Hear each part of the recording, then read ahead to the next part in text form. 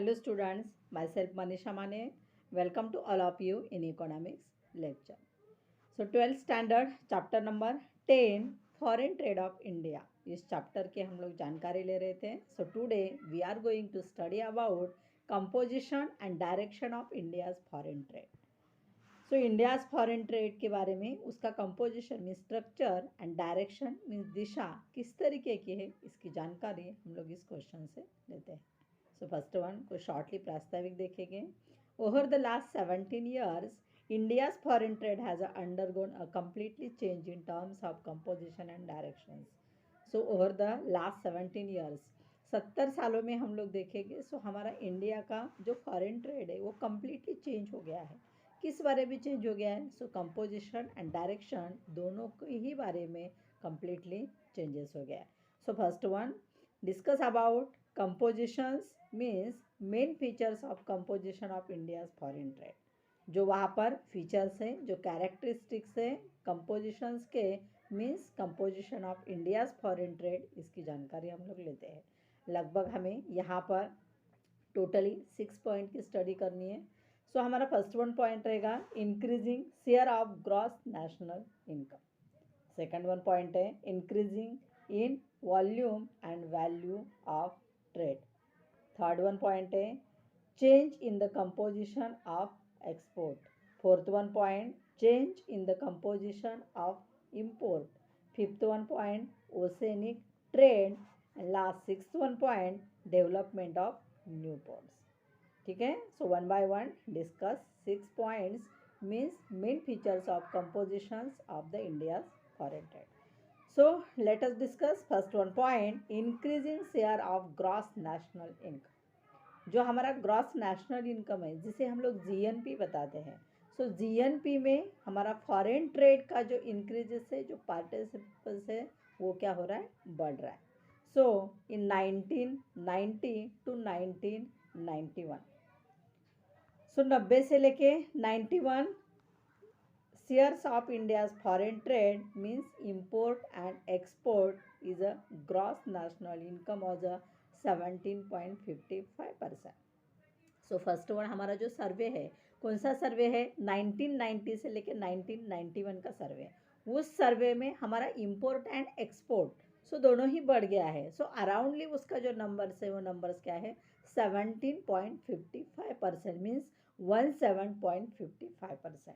and then increases the import and export means increases the foreign trade of GNP. सो उसके बाद में भी हम लोग देखेंगे. सो जो हमारा जीएनपी में फॉरेन ट्रेड का जो कंट्रीब्यूशन है वो क्या हो रहा है? इंक्रीजेस हो रहा है, बढ़ रहा है. So due to the 2006 to 7 means according to 2006 to 7 so increases at 25%. 17.55 से हमारा वहाँ पर फॉरेन ट्रेड का वहाँ पर इंडिया का कितना बढ़ रहा है? सो 25% से बढ़ गया है. And then nextly 2016 to 2017 increases again India's foreign trade of the GNP. So its number of the explain the 48.8%. So इससे हमें आइडिया मिल रहा है कि जो हमारा इंक्रीजेस शेयर है जो एक हिस्सा है किसका? फॉरेन ट्रेड का, वो बढ़ गया है. सो पहले 1990 से 91 में 17.55% था. उसके बाद वो 25% हो गया. 25% के बाद वो लगभग 48.8% हो गया. तो इसका मतलब हम लोग समझ सकते हैं कि हमारा ये शेयर्स क्या हो रहा है? बढ़ रहा है. ठीक है. नेक्स्ट वन पॉइंट है increase in volume and value of trade. उतना ही नहीं हमारा एक तरीके का हिस्सा ही नहीं बढ़ रहा है. सो वॉल्यूम एंड वैल्यू भी बढ़ रहे हैं. सो वॉल्यूम का मतलब क्या होता है? क्वांटिटी. एंड वैल्यू का मतलब क्या होता है? Quality. So its explanation since 1990 to 1991 the volume and value of India's foreign trade has gone up. So वही हमारी सेम वहाँ पर जो एक तरीके का सर्वे है 1990 से लेकर 1991 इंडिया का जो फॉरेन ट्रेड है ये गॉन अप हो गया है. मतलब क्या हो गया है? एक तरीके से इंक्रीज हो गया है. किस बारे में इंक्रीज हो रहा है? सो India's now export and import explain goods which are several times more in value and volume. सो आज की हम लोग कंडीशंस देखेंगे या अभी की कंडीशन देखेंगे, जो इंडिया का हमारा एक्सपोर्ट एंड इंपोर्ट है ये सेवरल टाइम्स मोर है, बहुत ही मैक्सिमम टाइम्स में ज़्यादा है। सो किस बारे में ज़्यादा है? So it's increases the volume, means increases the quantity and then with additional increases the quality. So हमारी क्वालिटी भी वहाँ पर चेंज हो गई है, उसके साथ हमारी क्वांटिटी भी चेंज हो गया and it has the good changes of the foreign trade. हमारा इनकम जीएनपी में बढ़ रहा है, उसके साथ में हमारी क्वांटिटी एंड क्वालिटी भी प्रोडक्शंस की वहाँ पर एक्सपोर्ट इंपोर्ट में चेंजेस हो रही है। तो ये हमारे लिए क्या है? एक बहुत ही अच्छी अपॉर्चुनिटी है, एक बहुत ही अच्छा चेंजेस है। ठीक है, उसके साथ में हम लोग थर्ड वन पॉइंट के बारे में एक्सप्लेन करते हैं, जिसका नाम है change in the composition of export. जो हमारा एक्सपोर्ट की रचना है वो भी चेंज हो गई है। So change in the composition of export means independence the composition of export trade off India has undergone a change.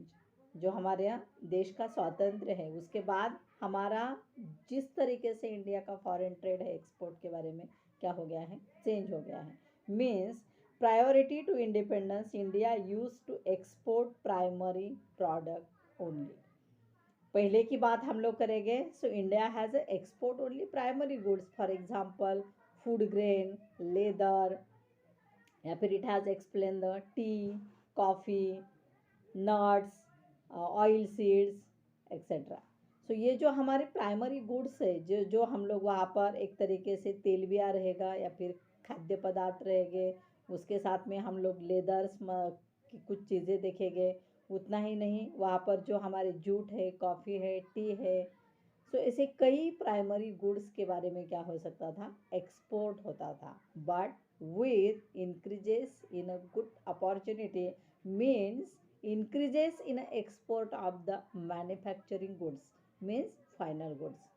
अभी प्राइमरी गुड्स के साथ में भी हमारा फाइनल गुड्स के लिए भी वहाँ पर क्या हो रहा है? ज़्यादा से ज़्यादा एक्सपोर्ट हो रहा है। उसके बहुत ही अच्छे एग्जाम्पल हम लोग देख सकते हैं, जैसे for example James and jewellery रहेगी, जो पहले एक्सपोर्ट नहीं हुआ करती थी, बट आज के डेट में हमारी कंट्री में से भी जेम्स एंड ज्वेलरी एक्सपोर्ट होती है। उतने ही नहीं, हमारे यहाँ से भी आज के डेट में इलेक्ट्रॉनिक गुड्स का भी क्या हो रहा है? सप्लाई मीन्स एक्सपोर्ट हो रहा है। उसके साथ में हम लोग देख सकते हैं जो हमारे मेन कंटेंट है, means computer software and hardware, it's present the most important role of the export. तो यही जानकारी हमारे लिए बहुत इंपॉर्टेंट है कि हमारे प्राइमरी गुड्स का तो एक्सपोर्ट हो ही रहा है, बट उसके साथ में क्या हो रहा है? सो जो मैन्युफैक्चरिंग गुड्स है, जो फाइनल गुड्स है, उसका भी एक्सपोर्ट आज के डेट में हो रहा है। और ये एक बहुत अच्छी अपॉर्चुनिटी, इसका मतलब क्या होता है? Increases in export of the goods and services in our India. हमारी कंट्री से एक्सपोर्ट के गुड्स क्या हो रहे हैं? सो ज़्यादा से ज़्यादा दिन ब दिन बढ़ते जा रहे हैं। ठीक है, सो नेक्स्ट वन हम लोग पॉइंट हमारा देखते हैं, जिसका नाम है fourth one, change in the composition of import. जैसे हमारा एक्सपोर्ट चेंज हो गया है, वैसे इंपोर्ट भी चेंज हो गया है। इंपोर्ट का मतलब क्या होता है? परचेस करना, purchase goods and service another countries. So priority to independence India use to import consumer goods like medicine, cloth, motor vehicles, electronic goods. पहले हम लोग देखेंगे इंडिपेंडेंस के बाद या उस टाइम से हमारे इंडिया में जो गुड्स को इंपोर्ट किया जाता था, परचेस किया जाता था, वो कौन कौन सी कमोडिटीज़ थी? सो मोटर व्हीकल्स थी, उसके साथ में फूड ग्रेन्स थे, उसके साथ में क्लोथ था, मेडिसिन थी।